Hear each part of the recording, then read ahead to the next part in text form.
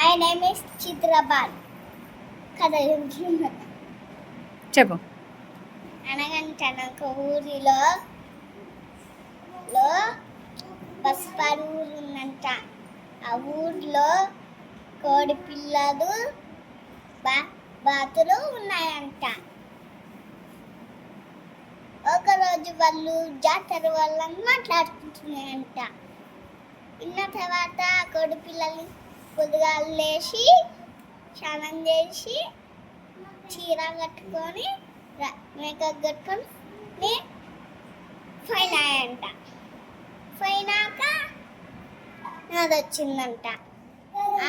ఆ నది వల్ల వాళ్ళు పోలేకపోయారు.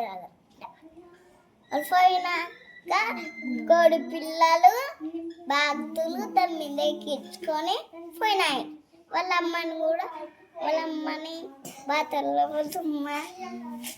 ఎక్కించుకోలేదు. కోడి ఎక్కడికి ఎక్కించుకుపోయింది? జాతరకి. ఎలాగోలా జాతర పోయి ఎంజాయ్ చేసినాయి. ఎంజాయ్ చేసినాయా?